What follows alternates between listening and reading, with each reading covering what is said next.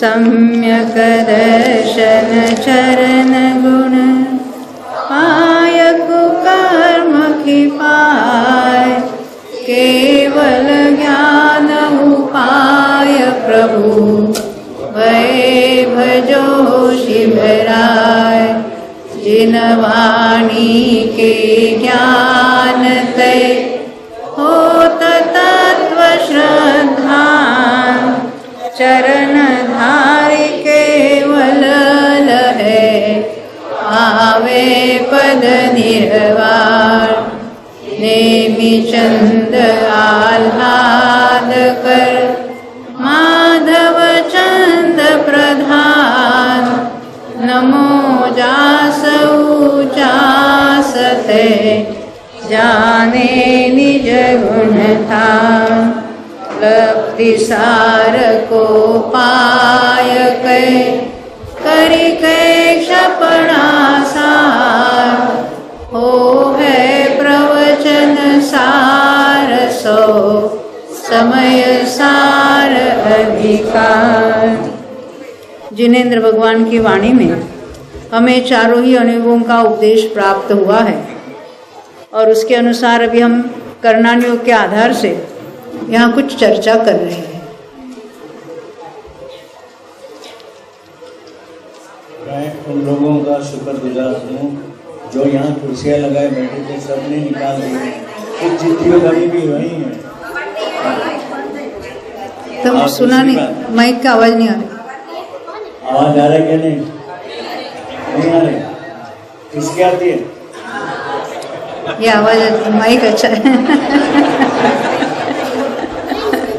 यानी आप बहुत होशियार हो ऐसा मैं। देखिए, अभी हमने एक शोषम की परिभाषा देखी। एक प्रश्न था कि जो छठे सातवें गुणस्थान में एक शोषम घटित करते हैं तो वहाँ उदय किसका चल रहा है? शोषम है किसी प्रकृति पर घटित करते हैं ना, किसी प्रकृति के सर्वघाती देशघाती। तो जैसे हमने सम्यक्त्व के बारे में, शोषम सम्यक्त्व में क्या कहा था कि दर्शन मोहनी पर हम घटित करेंगे। अब दर्शन मोहनी के तो एक पहले बंधने वाली मिथ्यात्व ही थी, अनादि से मिथ्यात्व ही था। जब पहली बार सम्यक्त्व होता है तो मिथ्यात्व का अनुभाग अनंत गुना घटकर सम्यक मिथ्यात्व, उससे भी अनंत गुना घटकर सम्यक प्रकृति तैयार होती है। दर्शन मोहनी अभी दो प्रकृतियां ही सर्वघाती है और एक प्रकृति देशघाती है। देशघाती ने उसका उदय भी चलता रहे और सम्यक्त्व भी बना रहे, अपने प्रतिपक्ष का पूरा घात करने में समर्थ नहीं। ये निमित्त की भाषा है, कोई किसी का घात बात नहीं कर रहा है। ख्याल में आई भाई? हमें वो निमित्त की भाषा में समझना है। तो वहाँ हम शोषम सम्यक्त्व की परिभाषा कैसी घटित करेंगे कि वहाँ कहेंगे कि मिथ्यात्व और सम्यक मिथ्यात्व का वो सर्वघाती प्रकृतियाँ ही है और उसके स्पर्धक भी सर्वघाती है, तो उनका उदयाभावी क्षय। परंतु उदय के सन्मुख हुए तो परमाणु तो फिर नहीं वाले हैं, प्रदेश उदय रुकेगा नहीं। पर किस रूप से उदय में आएंगे? सम्यक प्रकृति एक समय में टर्न होकर उदय में आएंगे। तो कहेंगे सम्यक प्रकृति जो देशघाती प्रकृति है उसका उदय चलेगा, और अन्य दो का उदयाभावी क्षय का अर्थ है वो देशघाती यानी सम्यक प्रकृति रूप होकर उदय में आएंगे। सर्वथा उदय तो टल नहीं सकता है। प्रदेश उदय जिसको कहेंगे, परमाणु तो खिलेंगे, पर परमाणु किस रूप से खिलेंगे, किस रूप से उसका फल मिलेगा? तो सम्यक प्रकृति रूप होकर खिलेंगे। यानी सम्यक प्रकृति हुए जैसे थ्यूक संक्रमण में लगाया था ना, नरक गति के परमाणु मनुष्य गति रूप से आए तो थोड़ा नारकी का बिहेवियर होगा ना। तो मिथ्यात्व के परमाणु सम्यक प्रकृति रूप होकर उदय में आएंगे तो सम्यक तो भी बना रहेगा और मिथ्या तो भी रहेगा, बरोबर ऐसा है ना। ये अपनी वहाँ बुद्धि वहाँ नहीं चलती है, अपने तर्क वहाँ नहीं चलती। ये जो कथन करते हैं ना, नरक गति के परमाणु मनुष्य गति रूप से उदय में आ रहे हैं, तिर्यंच गति के मनुष्य रूप से हो रहे हैं, तो वो तिर्यंच जैसा बिहेव कर रहे हैं, नरक जैसा कर रहे हैं, ऐसा बिल्कुल नहीं है। टर्न हो गई का मतलब क्या है, वो मनुष्य गति रूप हो गए और उस रूप उसका फल मिलेगा। इसमें जैसे चलमा लगाड़ दोष लग रहे हैं, वैसे उसमें उसको वैसे आचरण रूप दोष लग रहे हैं। बिल्कुल नहीं लग रहा, क्यों लगेगा? तो तीनों एट ए टाइम उदय में आ रहे, अकेले नरक गति के टर्न नहीं हो रहे, उसी समय देवगति के भी टर्न हो रहे, उसी समय तिर्यंच गति के भी टर्न हो रहे, तो चारों गति का वह चलेगा। मुख्यता नहीं, सर्वथा मनुष्य गति का उदय है, कोई मुख्यता की बात नहीं।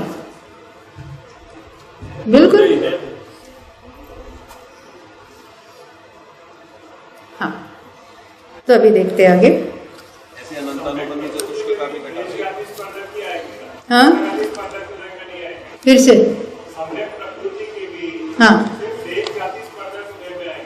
सम्यक प्रकृति में सर्वघाती स्पर्धक होते ही नहीं, वही मैं कब से कह रही हूँ। वो बंधने वाली प्रकृति नहीं है, मति ज्ञानावर शुद्ध ज्ञानावर बंधने वाली प्रकृति है। बंधने वाली प्रकृति में वो सर्वघाती देशघाती बंधे भी थे, सत्ता में भी थे, उदय में आते हुए उसमें ऑप्शन है। सम्यक प्रकृति नई तैयार हुई है, बंधनी ही नहीं है, तो उसमें सर्वघाती स्पर्धक होते ही नहीं है। अकेले सम्यक प्रकृति के ऊपर हम क्षोभशम घटित नहीं कर सकते, तीनों प्रकृतियां मिलकर कर सकते। ऐसे आप कोई कहते कि 3 कषाय चोकड़ी का अभाव है तो उस पर भी क्षोभशम घटित करो, ऐसा नहीं होता। वो सर्वथा सर्वघाती प्रकृतियां है। किसका?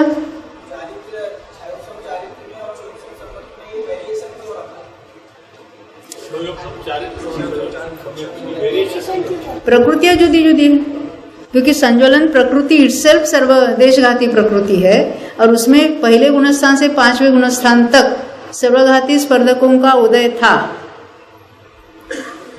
हमें आपको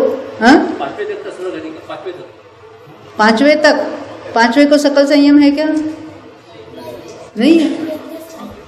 हाँ, तो वहां पर भी प्रत्याख्यान पर वो घटित करते हैं। तब तक शास्त्र से हमें चलना है ना, बिल्कुल ये तर्क नहीं चलते। कहीं कहीं हमारे तर्क कुछ काम नहीं करते। सूक्ष्म निगोद की बात छोड़ो, सूक्ष्म जो जीव है या सूक्ष्म की भी बात छोड़ो, अपर्याप्त जीव, हम यहाँ सूक्ष्म एकेंद्रिय की बात इसीलिए आपको बताएंगे। तो सूक्ष्म एकेंद्रिय का एक भाव अपर्याप्त का अंतर्मूल का होगा। लगातार सूक्ष्म अपर्याप्त सूक्ष्म अपर्याप्त सूक्ष्म अपर्याप्त होता रहे तो क्या कहते, हाँ, पर वो मिलकर भी अंतर्मूर्ति होगा, बरोबर।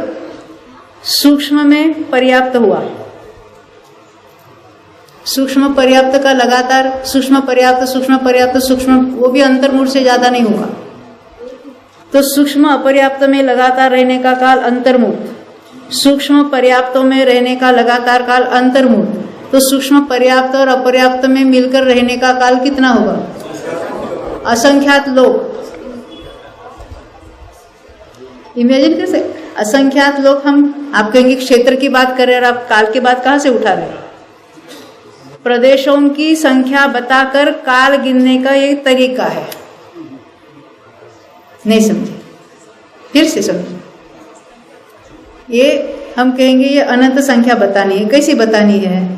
तो या तो आप संख्या में बताओ, मनुष्य कितने संख्या में बताओ, या यानी द्रव्य के प्रमाण में बताओ, या क्षेत्र के प्रमाण में कहो कि इतने में इतने प्रदेश है, इतने क्षेत्र में इतने प्रदेश है, उतने ही हम समय गिनेंगे तो उसको हम कहेंगे उतना काल है।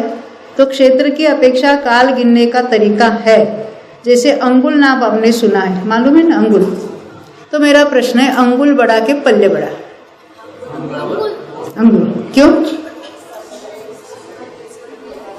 पल्ले में वो हम रोमखंड और वो समय को गिनेंगे, और अंगुल में हम प्रदेश को गिनेंगे। अंगुल का असंख्यात भाग जो हमें आंखों से भी दिखाई नहीं देगा, शायद माइक्रोस्कोप से भी नहीं दिखे, तो कहते हैं कि उसमें प्रदेश यानी लीनियर लाइन में, सिंगल लाइन में, जिसको हम सूच्यंगुल कहेंगे। एक होता है सूच्यंगुल यानी सिंगल लाइन, एक होता है प्रतरांगुल यानी उसका क्षेत्र यानी डबल उसका क्षेत्रफल, और एक होता है घनांगुल। तो हम सूच्यंगुल की बात करेंगे। एक सिंगल लाइन में प्रदेश 1, 2, 3, 4, 5, 6 कितने होते हैं? तो जितने असंख्यात प्रदेश होते हैं उनको उसके बदले हम समयों में कन्वर्ट करेंगे, तभी वो समय, वो काल कितना होगा? बोलो, कर्णान योग के विद्वान है ना कोई यहाँ पर? वो कितना, अंगुल के असंख्यातवें भाग में जितने प्रदेश है उनको समयों में कन्वर्ट करेंगे तो कितना काल होता है? असंख्याता संख्यात उत्सर्पिणी अवसर्पिणी चली जाती, इतना लंबा काल होता है।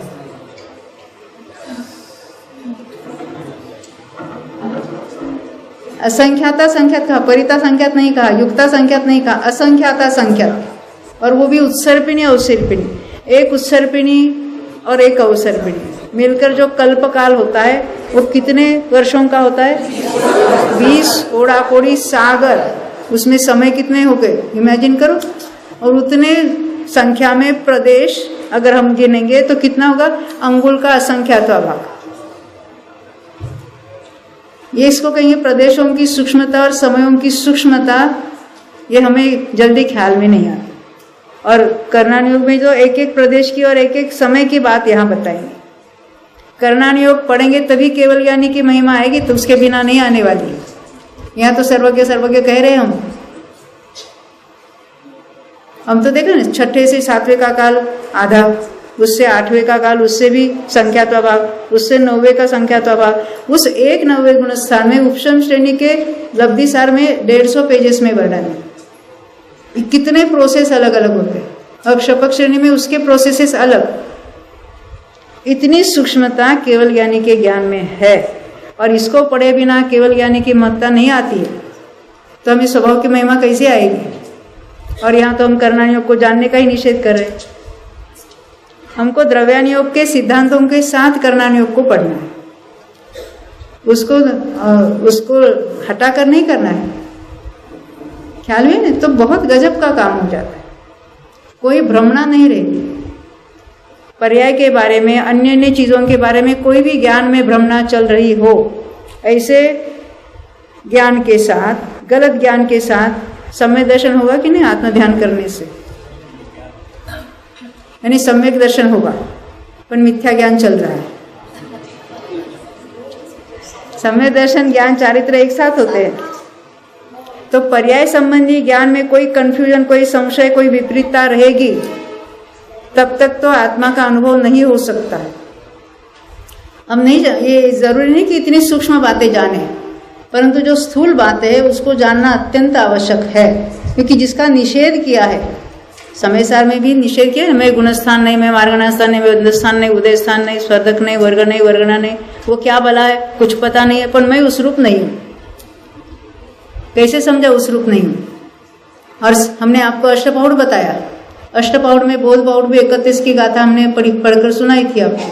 क्या बताया था वहां पर? अरिहंत भगवान की स्थापना कब कहलाएगी? जब उनको गुणस्थान, मार्गणास्थान, वो सब पर्याप्ति, प्राण, संज्ञा, जीव, समस, इतने सब एप्लीकेशन करके समझोगे, तब हमने उनको सही जाना और तब हमने उनको नमस्कार किया। ये नमस्कार कहलाएगा। कौन कह रहे? कुंद आचार्य कह रहे।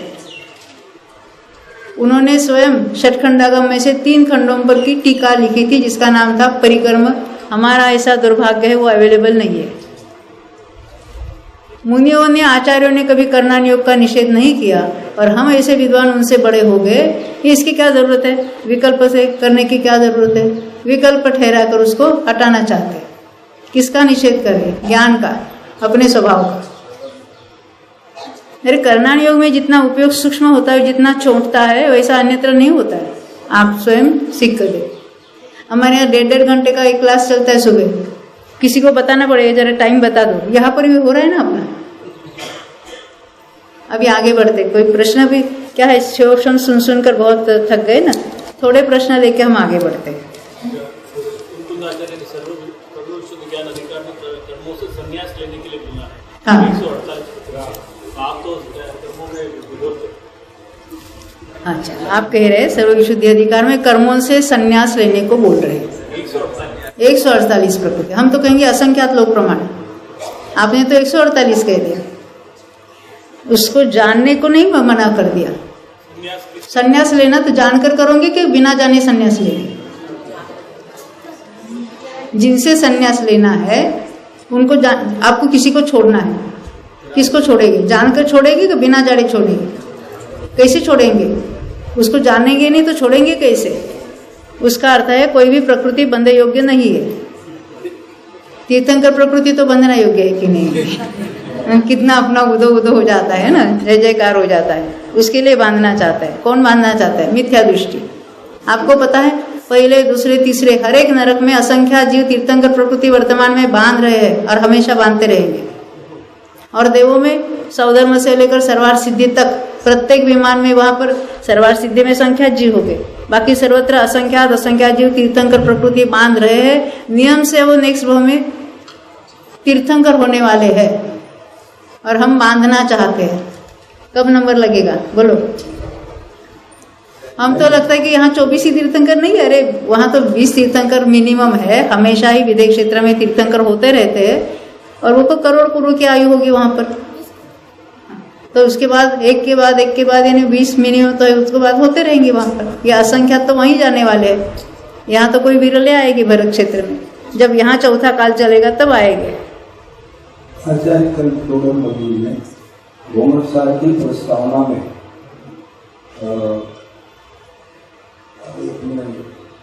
द्रव्यालों की पक्षपाती को सूक्ष्माभास, बिल्कुल सूक्ष्माभास बुद्धि कहा है, सूक्ष्माभास बुद्धि। और कर्णानुग वाली को स्थूल बुद्धि का। और कर्णानुग की महिमा और विशेषता बताई, लेकिन उन्होंने मोक्षा प्रकाश नहीं जीव तत्व की मूल में 7वें अध्याय में कहा कि त्रिलोक आदि के इनको सब भेदों को जान लेता है, किंतु भेद ज्ञान होने का कारणभूत व कारणभूत अध्यात्म शास्त्रों को नहीं जानता। तो दोनों का कॉन्ट्रास्ट है, इसका क्या है? देखो भेद ज्ञान करना है तो त्रिलोक के रचना से भेद ज्ञान नहीं करना है। वो तो ज्ञान का ज्ञेय है कि अभी आत्मा का अनुभव किया है, जिन मुनियों ने बारंबार आत्मा का अनुभव कर रहे हैं, उसमें शुद्धोपयोग में 12वां 6वां 7वां गुणस्थान चल रहे हैं। और तो मन को यानी उपयोग को कोई ना कोई अवलंबन चाहिए। तो अधिक से अधिक किस में रमेंगे वो? जब शुद्धोपयोग में नहीं तो क्या करेंगे? गप्पे लगाते रहेंगे? क्या करेंगे? तो उनके लिए मुख्य अवलंबन किसका है? कर्णानुयोग यानी त्रिलोक सार। ये संस्थान विषय धर्म ध्यान तो खास करके मुनियों की अपेक्षा बात बताइए। और ये धर्म ध्यान के भेद कौन कौन से हैं बोलो? आज्ञा विजय, जो जिनेन्द्र भगवान की आज्ञा, जो आज्ञा ने उपदेश, हाँ, तो उसके अनुसार जो सरल बुद्धि वाला है, तर्क नहीं लगा रहा है, वो उनके सिद्धांत बिल्कुल एक द्रव्य दूसरे द्रव्य का नहीं करता है, ऐसे वो अपने स्वभाव का वो सब सुनता है, उसके अनुसार जाता है, उसको होता है समझ। दूसरा क्या होती बात? अपाय। और दूसरा विपाक विषय। विपाक यानी के कर्मों का वो विपाक यानी उसका उदय, उसमें जो कुछ बातें बनती है। और दूसरा कौन सा है? उसका अपाय यानी उसका किस तरह से उसका नाश कर सकते हैं, इस संबंधी यानी कर्म संबंधी विचार चलेंगे। वो तो यानी धर्म ध्यान कब उसको छोड़कर अपना आत्मा को पकड़ेगा, परंतु उसके लिए अध्यात्म का उपदेश तो सर्वतोपरि है ही है। उसके साथ हम इसका अर्थ लगा रहे हैं, उसके साथ एक ज्ञान का ज्ञेय है। कर्मों की थियरी, कर्मों का उपशम और क्षय कैसा होता है ये समझकर पुरुषार्थ नहीं होता है। वो समझकर भी पुरुषार्थ क्या करना है? भेद विज्ञान करना है। तो हमें आप कौन सा पुरुषार्थ करना है? सम्यक दर्शन का, कि मुनि होने का, कि केवल ज्ञान का? अभी कौन सा करेंगे? सम्यक दर्शन। आप क्या करेंगे? अरे भेद विज्ञान से ही सम्यक दर्शन होगा। सुनो, भेद विज्ञान से ही सम्यक तो होगा, भेद विज्ञान से ही ऊपर के गुणस्थान हो गए, भेद विज्ञान से ही मुनि हो गए, भेद विज्ञान से ही श्रेणी चढ़कर केवल ज्ञान होगा। आज सुना ना 1 घंटे भर, क्या सुना? वेद विज्ञान सिद्धा सिद्धा ये किलकेचन तस्सेवा भाव तो बद्धा बद्धा ये किलकेचन, कि वेद ज्ञान के अभाव में से बंधे हुए हैं। और भेद विज्ञान करते करते सिद्ध हो गए। ये कोई पुरुषार्थ अलग नहीं होता, एक ही पुरुषार्थ है।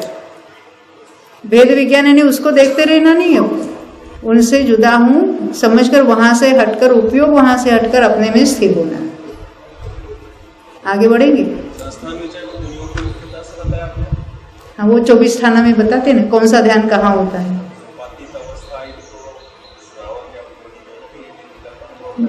बिल्कुल करेंगे ना, वो 24 थाना में क्या है, कौन से गुणस्थान में कौन से ध्यान होते, उसका वहां नाम दिया है संस्थान विषय का, उनकी अपेक्षा से मुख्यतः बात बताई।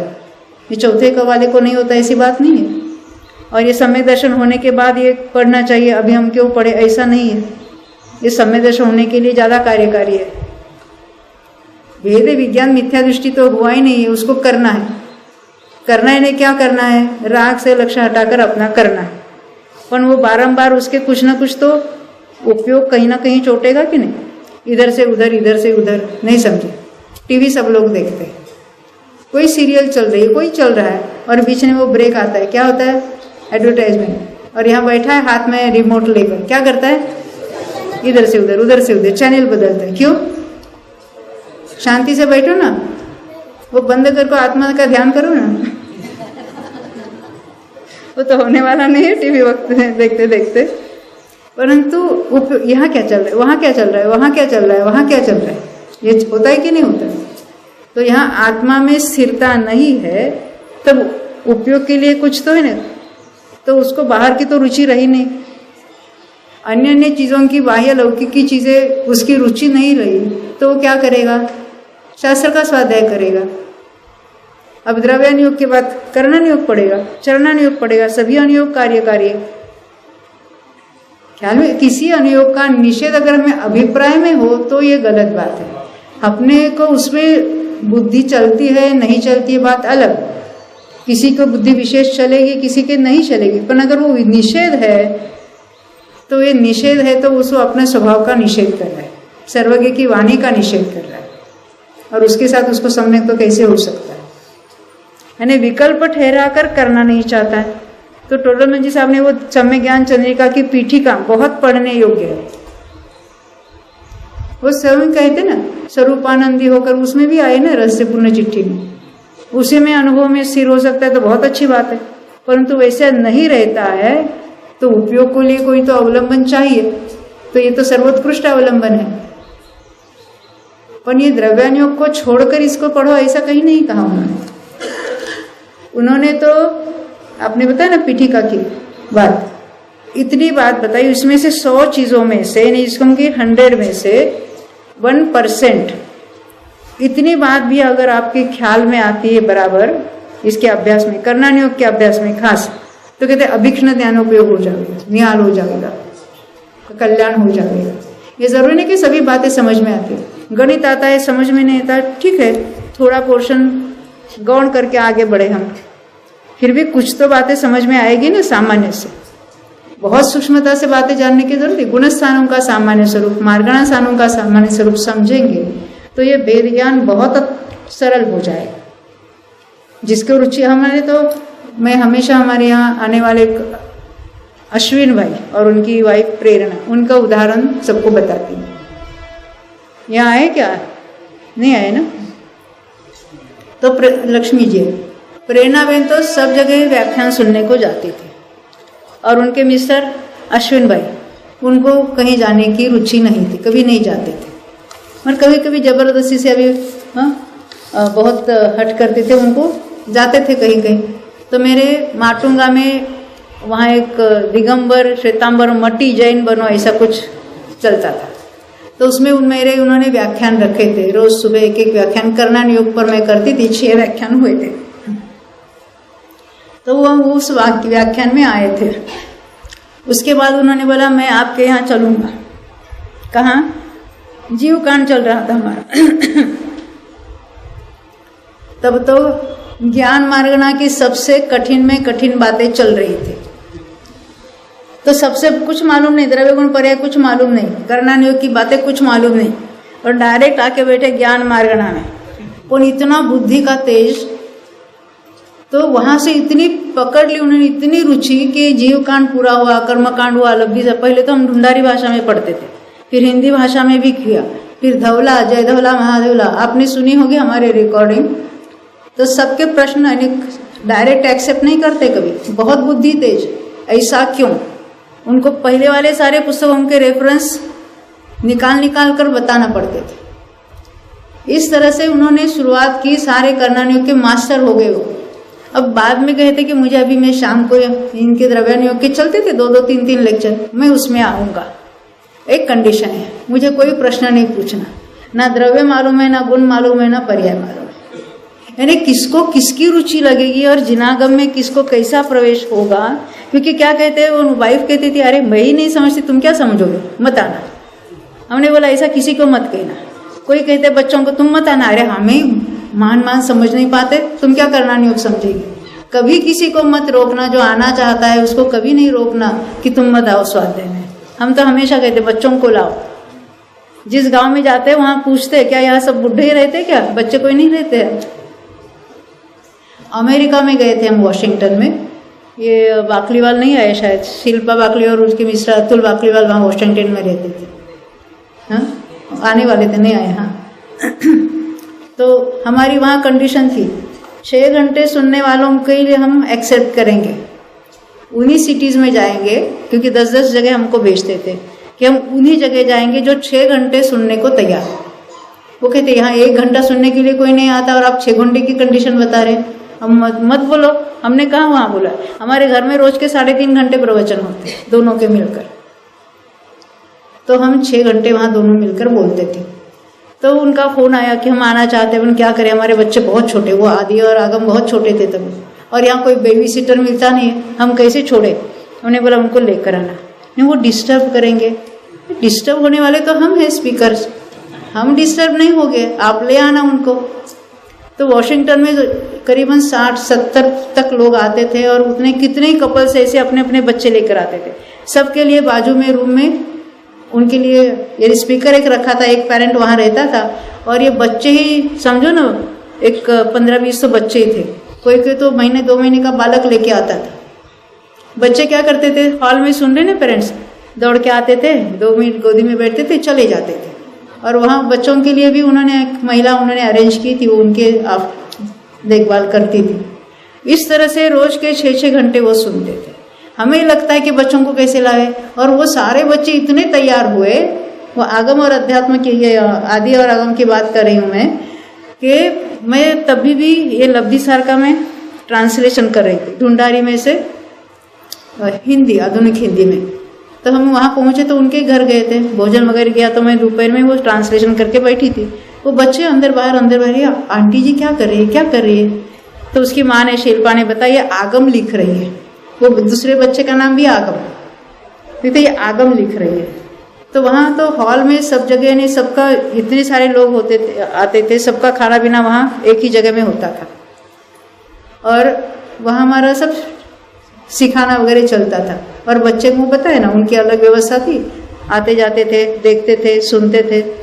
फिर एक बार इनके सामने आकर उन्होंने बोला कि पंडित जी आपसे मुझे कुछ बात बतानी है, मुझे आपसे खानगी में मिलना है। तो आया बड़ा, क्या नाम है उसका, आदि, और आके उन्होंने एक पैकेट दे दिया, ये आप जो आगम लिख रहे हैं ना उसमें डोनेशन, उनकी जो पिगी बैंक क्या कहते हैं ना उसको, जिसमें वो कुछ ना कुछ डालते रहते कॉइन। तो उन्होंने घर में जाके वो फोड़ा पूरा, तो उसमें बहुत सारे ढेर सारे कॉइन्स मिले। तो उनके पिताजी को बोला इसका हमको चेंज करके डॉलर के नोट दे दो। तो $100 उनके पास मिले। वो 100 के $100 उनकी पूरी की पूरी 100% संपत्ति उन्होंने लब्धिसार ग्रंथ के प्रकाशन में दी। और ये सारे बच्चे ने लास्ट में जो जिनवानी स्तुति वगैरह होती ना, सारे बच्चे मिलकर वो सीख गए। बहुत अच्छा ग्रुप था। आप थे क्या वहाँ पर कोई? और वहाँ से वो चर्चा करते थे हर संडे को। सब यंगस्टर्स ऐसे 15-20 कपल्स थे, वो मिलते थे हर संडे को। उनके 5-5, 6-6 घंटा चर्चा चलती थी स्वाध्याय। और फिर वहाँ से हमको फ़ोन करते थे। एक बार फ़ोन किया, पूछते ज्ञान में और वेदन में क्या अंतर है। आप बताएंगे भैया? वेदन ज्ञान गुण की पर्याय है, बराबर? हम विद्वानों से पूछ रहे हैं, हम जिन्होंने हमको सुना है उनके अपेक्षा उनको बोलना नहीं बीच में। विकल्प वेदन चारित्र गुण कैसे? संवेदन, संवेदन ज्ञान गुण की पर्याय है। अतीन्द्रिय आनंद का अनुभव हो रहा है, अनुभव कहो वेदन कहो, ये ज्ञान गुण की पर्याय। तो ज्ञान में और वेदन में क्या अंतर है, कोई बताना चाहता है? ना, नहीं आपको नहीं बोलना है, आपने बहुत बार सुना है मेरे को। हाँ बोलिए। ज्ञान तो स्व और पद सबका हो सकता है। हाँ वेदन केवल अपना बहुत अच्छा, क्या कहा? हम उदाहरण देंगे। डॉक्टर साहब, किरण भाई, पेशेंट आपके पास आया, उसको बहुत दर्द था, वो पीड़ा से वो तकलीफ थी उसके बहुत, तो वो डॉक्टर के पास पहुंचा। डॉक्टर साहब मुझे ऐसी ऐसी तकलीफ हो रही है। डॉक्टर ने उसको टेबल पर सुलाया, जांचा, बहुत सारी टेस्ट वगैरह किए, उसने नक्की किया हाँ इसको ये तकलीफ है, फिर जो कुछ इलाज करना वो किया। तो ये जो पीड़ा थी उसका अनुभव कौन कर रहा था? डॉक्टर ने तो जाना कि नहीं उसको? उन्होंने जाना ये इसको इतनी पीड़ा हो रही है, डॉक्टर ने जाना, पर उसका वेदन कौन कर रहा था? पेशेंट। तो वेदन अपनी पर्याय का होता है और ज्ञान स्व पर सबका होता है। वेदन भी ज्ञान गुण की ही पर्याय, स्व संवेदन ज्ञान। स्व ने अपने आत्मा, कौन सा? त्रिकाली ध्रुव आत्मा जिसको कहेंगे, स्वभाव भाव, उसका वेदन होता है ना कि अतीन्द्रिय आनंद का अनुभव होता है। क्योंकि हमें सम्यक दर्शन करना है, सम्यक दर्शन करना है। कैसे समझेगा? आपको भगवान को पूछने जाएंगे कि किसको, कौन से गुरु को पूछने जाएंगे सम्यक दर्शन हुआ कि नहीं हुआ? कैसे नक्की करेंगे? जिस समय अतीन्द्रिय आनंद का अनुभव हुआ, ये उस समय निश्चित हो गया। क्योंकि अनुभव यानी ज्ञान, चारित्र, श्रद्धा, तीनों की बात है। श्रद्धा को कैसा कहा? प्रतीति। कैसे? अनुभव पूर्वक प्रतीति। पूर्वक कहने से वो पहले होता है ऐसा नहीं है, उसके साथ होता है। फिर भी एक समय में तीनों होते हैं तो उसको कहेंगे अनुभव पूर्वक की प्रतीति, उसको प्रतीति कहेंगे। हमने आगम से जान लिया, हमने हमारे भगवान के ऊपर विश्वास है, उनकी बातें हमने सुनी समझी और हमको सम्यक दर्शन हुआ, ऐसी प्ररूपना 90% बाहर चल रही है, उसको सम्यक दर्शन नहीं कहते। ऐसा भी पूछते हमको सम्यक दर्शन हुआ, वो सूक्ष्म पर्याय है, केवली के ज्ञान में आती है, अष्टपाउड में लिखा है। हमने बोला लाओ अष्टपाउड, तो उसमें क्या लिखा है? अरे वो सम्यक तो प्रतीति वाली पर्याय है, वो भले सूक्ष्म है, पर सम्यक दर्शन हुआ कैसे समझा? हमें किसका वेदन किया? अतीन्द्रिय आनंद का वेदन किया। स्वयं ने क्या? वहां आपको अनुभव में क्या आया? आनंद आपके अनुभव में आया। वो आनंद आपके अनुभव में आया, वो ज्ञान गुण की पर्याय है। तो आपने सम्यक दर्शन हुआ कैसे समझा? ज्ञान की पर्याय से श्रद्धा की पर्याय का निर्णय किया। उसको पंचाध्याय में कहा हुआ अनात्मभूत लक्षण है। कौन सा भूत? यानी क्या?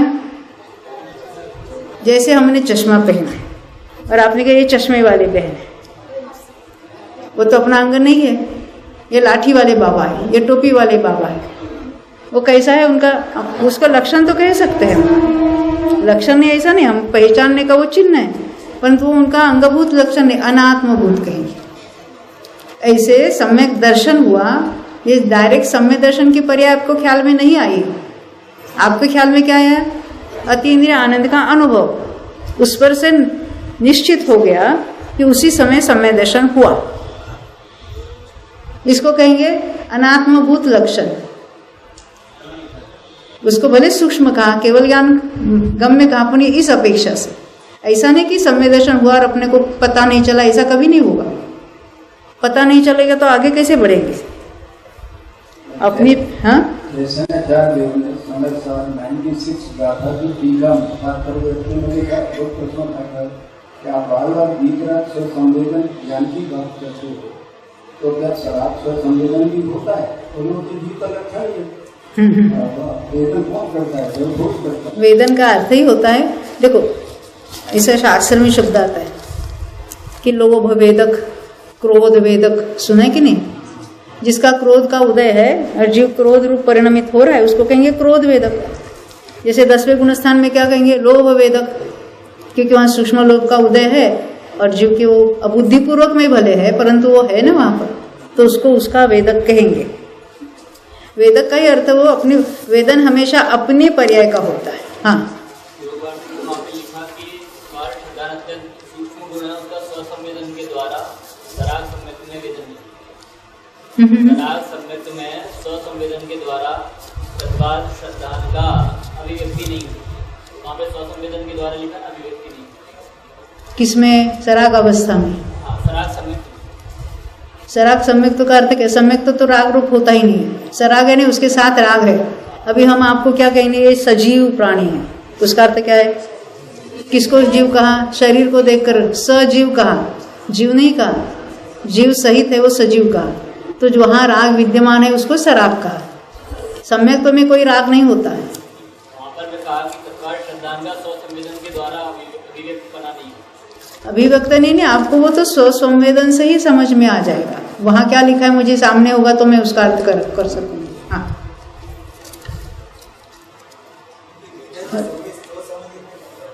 हाँ, कौन कह रहे? हाँ, देखो वेदन में पर्याय, वो विभाव रूप भी हो सकती है। क्रोध मान माया लोभ का आपको वेदन है कि नहीं है ख्याल में? और वो भी मिथ्या दृष्टि को कहेंगे ये उसका वेदक है, सम्यक दृष्टि को कहेंगे ये उसका ज्ञाता है। परिणति की अपेक्षा वेदक भले हो, क्योंकि उसको अनुभव है कि नहीं, अपने को राग हो रहा है, नहीं क्रोध मान माया लोभ हो रहे हैं, उसको ख्याल में आ रहा है कि नहीं, उसको जान रहा है। पर सम्यक दृष्टि को उसके साथ एकत्व नहीं है, तो उसकी अपेक्षा हम कहेंगे तो उसका ज्ञायक है। कहें अपेक्षावश कथन अलग अलग हो सकता है।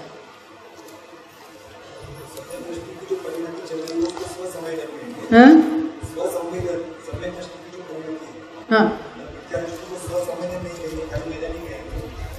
देखो उसका स्व संवेदन यानी जिसको हम कहते हैं आबाल गोपाल सबके अनुभव में आ रहा है, उस अपेक्षा से कहेंगे है, पर उसको यही मैं हूं ऐसा प्रतीत नहीं हो रहा है, ऐसे उसको समझ में नहीं आ रहा है, वो नहीं जान रहा है, वो बात नहीं है।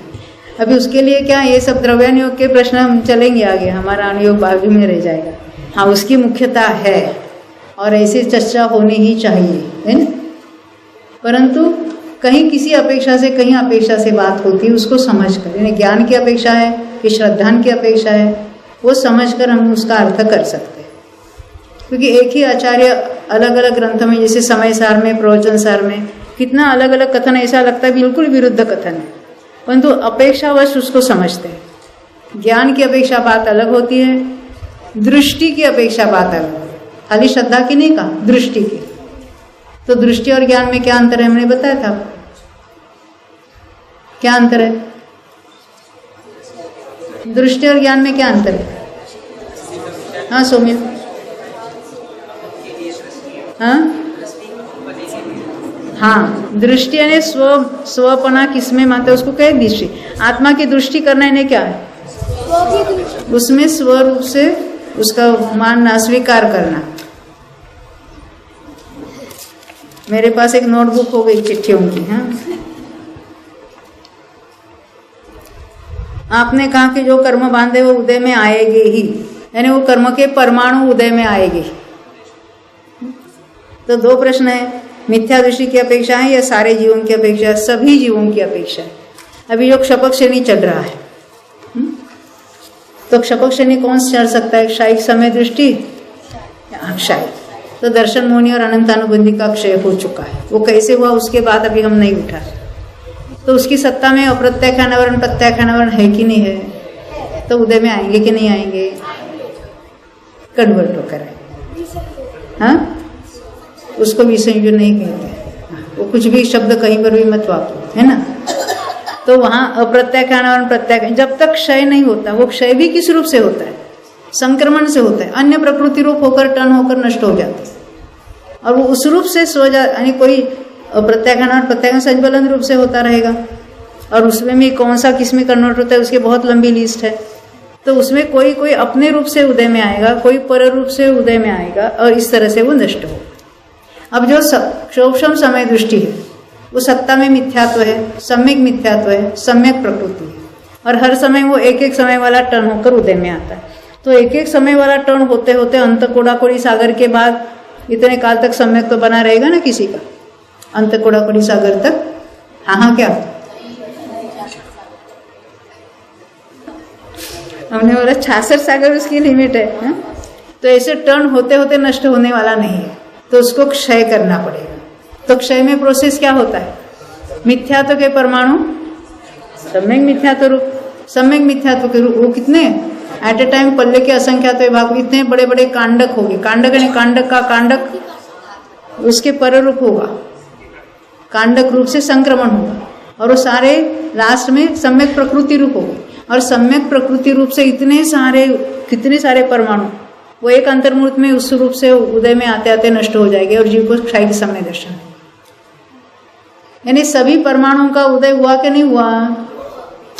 होकर ही जाएंगे, अन्यथा जाने का ऐसे ही पड़े पड़े अंत यानी अंतर्धान हो गए ना, निकल गए कहीं, मिट गए, ऐसा कभी नहीं होगा। इसको कहेंगे कर्मों का उदय होकर ही नष्ट हो गए। प्रदेश का यानी परमाणुओं का उदय होगा, वो अपने रूप से होगा कि पर रूप से होगा? वो पर रूप से कैसे? ये इतनी साइंटिफिक बात है, पूरी श्रेणी की बात अगर हम, इतनी तो होने वाली नहीं है, फिर भी वो पढ़ेंगे तो इतना साइंटिफिक है कि कैसे कैसे वो उदय भी बदलते रहते। पहले क्रोध का उदय चल रहा है, उसका भी संक्रमण होकर नष्ट होगा, फिर माया के परमाणु मान के नीचे आएंगे, फिर उसका संक्रमण होगा, फिर माया के आएंगे, फिर लोभ के आएंगे। आप उसके एक एक जो चीजें अगर सुनेंगे पढ़ेंगे इतना अद्भुत लगेगा कि कैसी सहज व्यवस्था है और सारे जीव के लिए फेवरेबल है। जीव ने क्या किया? कुछ नहीं, अतीन्द्रिय आनंद का अनुभव जैसे केली करते करते ऐसे गुरुदेव कहते थे, यानी वो क्या कर रहा है? अतीन्द्रिय आनंद का अनुभव कर रहा है। और वो कर्मों में क्या हो रहा है? इतनी सारी उथल पुथल हो रही है। क्षायक समृद्धि को केली के बादल में होना क्यों होता है? ऐसा सहज निमित्त नैमित्तिक संबंध होता है, वहाँ उसकी ऐसी विशुद्धि हो जाती है। ये क्यों होता है? धवला माधवला जयधवला में आचार्य बहुत बार कहते हैं कि वस्तु स्वरूप है, आपके क्यों प्रश्न का उत्तर देने के लिए बाध्य नहीं है। 3 करण परिणाम में मिथ्या दृष्टि को तो सम्यक तो होता है, सम्यक दृष्टि 3 करण परिणाम करेगी तो अनंतानुबंधी की विसंयोजना होती है। उसके बाद कोई 3 करण परिणाम करता है तो क्षायिक सम्यक दर्शन होता है। मुनिराज करेंगे तो किसी को द्वितीय उपशम होता है, और फिर किसी को उपशम श्रेणी चढ़ते और कोई क्षपक श्रेणी चढ़ते। क्यों? और विशिष्ट जगह पर विशिष्ट कर्म पर यह असर क्यों होता है? जब अनंतानुबंधी का विसंयोजन करता है, विसंयोजन नहीं, वो अन्य रूप से टर्न होकर सत्ता में से नष्ट होता है एक अंतर्मुहूर्त में, तब अन्य प्रकृति पर उसका क्यों असर नहीं होता? ये शिल्पा जी और अतुल जी ने पूछा था, चौथे गुणस्थान वाला अनंतानुबंधी का क्षय कर सकता है, तो 5वां गुणस्थान वाला अप्रत्याख्यानावरण का क्षय क्यों नहीं करता? 6ठे 7वें वाला प्रत्याख्यानावरण का क्षय क्यों नहीं करता? कर ही नहीं सकता। वो क्षपक श्रेणी की बात है। क्यों नहीं? कि कोई मतलब ही नहीं है। ऐसी वस्तु व्यवस्था है, ऐसा ही होता है जो केवली भगवान ने जाना है और बताया। उसमें हमारे तर्क काम नहीं करते, और हम तर्क वैसे ही लगाते हैं। कैसे? विरुद्ध। How is it possible? पहला प्रश्न यही होता है, हाउ इज इट पॉसिबल? हमें तर्क ऐसे लगाना चाहिए जो उत्तर आपको मिला है, आपको उत्तर मिला, उसको उत्तर हम डिराइव कर सकते हैं, इस तरह से तर्क लगाना चाहिए। हम तर्क खोटा उल्टा लगाते हैं, या ऐसा यहाँ कहाँ, ऐसा क्यों नहीं होता? अभी हमने आपको जयधवला बताया, उसमें लिखा है कि क्षपक के, वो क्षपक यानी जो क्षपक श्रेणी चढ़ता है, भले वो त्रस के 2000 सागर के पहले भाव में चढ़ा या लास्ट में, पहले भाव में क्षपक श्रेणी चढ़े तो त्रस का एक ही भाव में बांधे हुए कर्म उसकी सत्ता में, क्योंकि बहुत लंबे काल के बाद वो एक इंद्रिय में से आया है। और कोई अंतिम भाव में बांधा है तो त्रसों के कितने भाव में बंधे हुए कर्म है?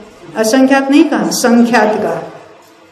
हमें तर्क क्या लगता है? अरे देव का मनुष्य का, देव का मनुष्य का करेंगे, तिर्यंश का करेगा, छोटे छोटे भाव करेंगे तो असंख्यात भाव होने में क्या हर्जा है? आप हमारा कोई हर्जा नहीं है। भगवान ने जो जाना है वो बताया, वो हमको स्वीकार करना है। मेरू पर्वत की हाइट इतनी क्यों है? 1 लाख योजन, और ऊपर 40 योजन की चूली का, कम क्यों नहीं? हेमंत भाई बोलो। अरे जैसा है उसको बताया है केवली भगवान भी उसको कुछ नहीं करते हैं, वो उनके ज्ञान का विषय है, उन्होंने जानकर बताया है, उन्होंने बताया वो हम जानते हैं। तो जैसा केवली ने जाना है वैसा ही श्रुत ज्ञानी जानते हैं। अगर केवल ज्ञान और श्रुत ज्ञान में अंतर मानोगे तो वो सम्यक से भ्रष्ट होकर मिथ्यात्व हो जाएगा। ऐसा लिखा है गोमठ सार में, गाथा है। ये गाथा नंबर वगैरह हमारे जेपी साहब को याद होते हैं, हमको नहीं याद। ये तरफ तो वेदक जो हो गया वो केवली के बाद में बनता है, तरफ वेदक है ना। कृतकृत्य वेदक जो है ना, इन्हें शायिक सम्यक्त्व की प्राप्ति किसको होती है? केवली की शुद्ध केवली के पाद में, तो वहीं पर उसका कृतकृत्य वेदकपना होगा। आप कहेंगे तो तीर्थंकर के पादमूल में वो मरेगा क्या? कृतकृत्य अवस्था में मरण हो सकता है, तो उसके लिए हम शुद्ध केवली को लेंगे, उसमें क्या है? एक अंतर्मुक्त। उसके पहले अनिवृत्तिकरण का लास्ट मोमेंट है, 3 करण है, उसके बाद वाला जो अंतर्मूर्त है जिसमें सम्यक प्रकृति के सभी परमाणु एक एक निषेध करके खिरने वाले हैं, उसको कहेंगे कृतकृत्य वेदक। करने जैसा कार्य कर लिया है। मिथ्यात्व और सम्यक मिथ्या तो पूरे के पूरे टर्न हो गए हैं। जब पूरे के पूरे टर्न होते हैं तो सम्यक प्रकृति की 8 वर्ष प्रमाण स्थिति बाकी रहती, उसमें भी अंतर्मूर्त वाले बहुत सारे कांडक, हजारों कांडक होते हैं, और फिर लास्ट में जितनी स्थिति रहती है तब तक वो अनिवृत्तिकरण का काल पूरा होता है। तो कितने निषेक रहे अंतर्मूर्त के। अब उस अंतर्मूर्त में कभी भी मरण होकर 4 गतियों में जहाँ की आयु बांधी है वहां जा सकता है। हो सकता है विग्रह गति में उसका अंतिम निषेक गिर गया, वहीं पर क्षायिक प्राप्त करेगा। हो सकता है नरक में गया, पहले नरक में जाएगा, वहां जाने पर किसी पर्याप्ति पूरी होने के पहले क्षायिक हो जाएगा, ये हो सकता है। जितने निषेक बाकी है उतने निषेक खिरते ही अंतिम निषेक खिर गया और उसका क्षायिक का कार्य पूरा हुआ। इसको उसका जो बिगिनिंग होती है वह यहाँ कर्मभूमि के मनुष्य में होती है, और उसका जो निष्ठापन फिनिशिंग कहाँ होता है? 4 गति में जो आयु बंधी है वहां जाकर भी हो सकता है। हा?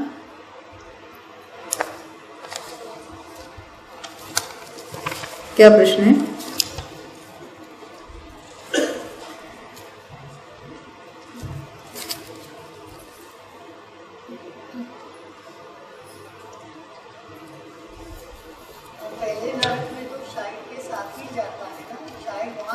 ही नहीं, कृतकृत्य वेदक के साथ भी जाता है। जो अभी क्षायिक होने वाला ही है उसको कृतकृत्य वेदक कहते हैं, वो लेकर भी जा सकता है। जिनवानी में कितने अल्फाबेट्स है? जैसे इंग्लिश में 26 है, हमने सुबह बताए थे। कितने होते हैं? वो तो हमने पद की संख्या बताई थी। टोटल अक्षर कितने होते हैं?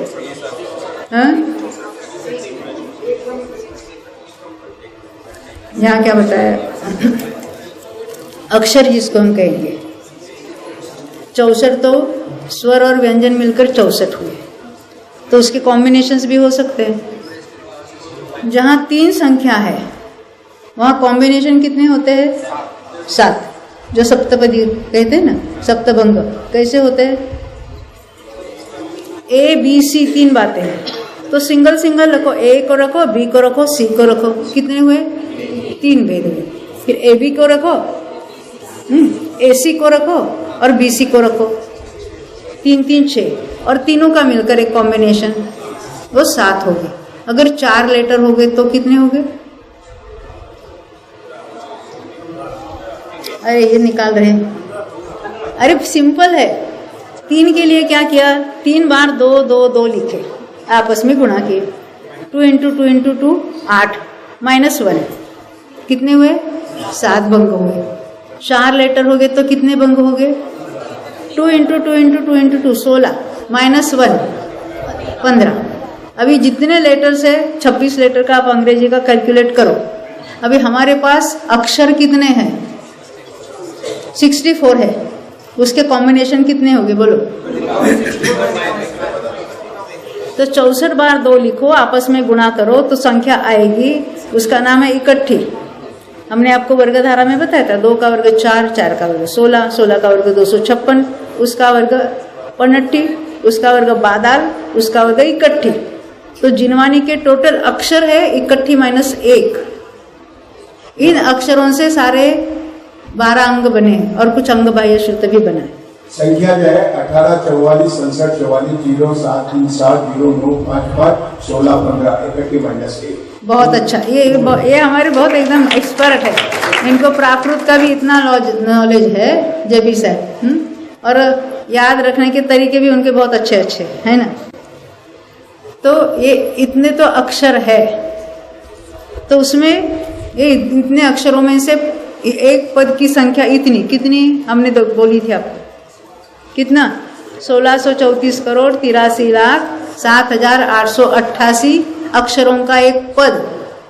ऐसे हमारे द्वादशांक श्रुत में कितने पद है? 112 करोड़ 83 लाख और 58,005 इतने पद। और बाकी जो अक्षर बचे, क्योंकि पूर्ण रूप भागाकार तो गया नहीं, उसमें क्या होगा? उसमें अंग बाह्य श्रुत, जिसको 14 प्रकीर्णक कहेंगे। तो ये बहुत बड़ी संख्या है। सरस्वती का पूजन तो बोलते हैं। अभी अंतिम 2 पंक्तियां कोई बताएगा उसका अर्थ? जरा निकालने भी आप कंप्यूटर में जिनवा सरस्वती पूजन। हाँ, गुरुदेव हमेशा कहते थे इतने इतने झाझेरा श्लोक।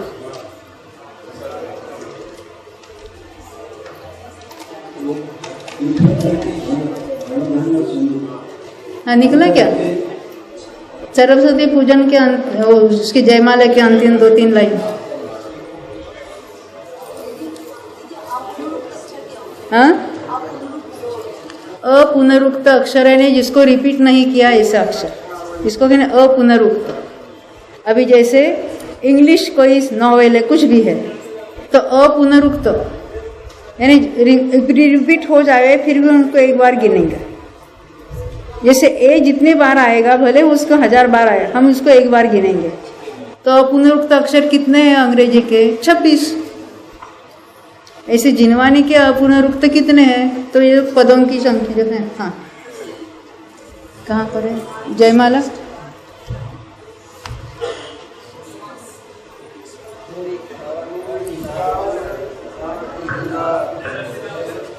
यहाँ लिखा ना, 112 कोड़ी बखानो, 183 ऊपर जानो, 58 सहस पंच अधिकाने, द्वादश अंग सर्व पद माने। द्वादशांग के पद बताए हैं। अब कहते इसका अर्थ हमें चाहिए।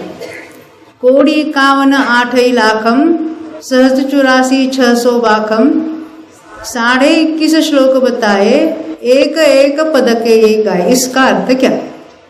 जिन्होंने सुना है पहले वो बत बोलना, नए लोगों को विचार करना है ना।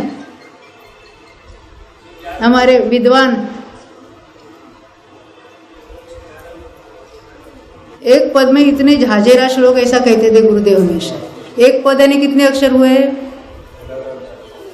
वही 1634 करोड़ 83,07,888। उसमें कितने श्लोक हो गए? डिवाइडेड बाय 32, 32 अक्षरों का एक श्लोक होता है। आप नहीं सुना? आपने बहुत बार सुने कि धवला इतने श्लोक प्रमाण रचना हुई। श्लोक को कैसे काउंट करते थे? अभी आजकल हमारा जैसे फुल स्टॉप, हाँ यानी कॉमा, ये वो ऐसा कुछ नहीं था उसमें। एक लाइन में इतने अक्षर और इतने वो जितने उसमें 32 के प्रमाण में उसको लिख दो, इतने श्लोक प्रमाण रचना हुई। जिससे 70,000 श्लोक हुए, तो उसका अर्थ क्या है? मल्टीप्लाइड बाय 32, इतने अक्षर। और वो जो कॉपी करते थे ना, उनको भी अक्षरों के हिसाब से पैसे देते थे। तो यहाँ इसका अर्थ क्या? कोड़ी 51 8 लाखम, यानी 51 करोड़ 8 लाख 84,600 और आगे 21.5। अभी मैंने जो पदों में अक्षरों की संख्या बताई, डिवाइडेड बाय 32 करो। हर एक के हाथ में मोबाइल है, और बोलो किसका मोबाइल करेक्ट बताता है?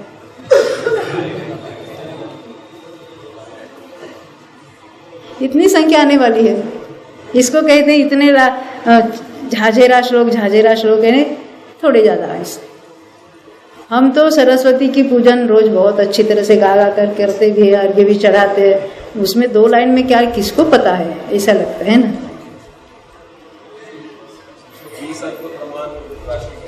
हाँ, अंक यानी डिजिट।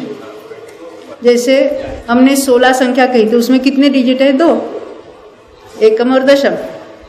ऐसे 20 अंक प्रमाण का अर्थ क्या है?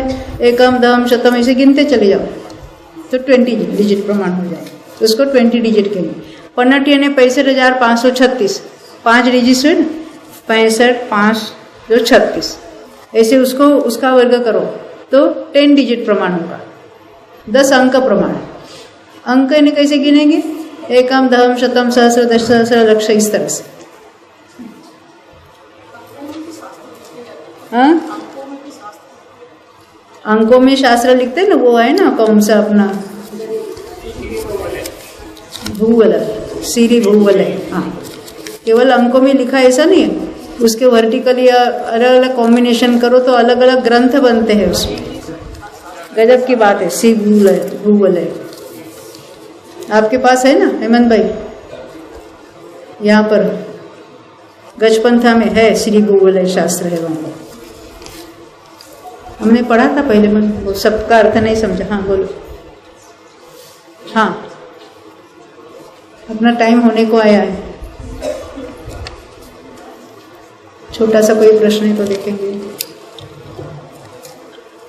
क्या वे कभी सभी ग्रंथ में उपलब्ध है? वो बताए ना, ज्ञान मार्गणा में सब ये चीजें उपलब्ध है।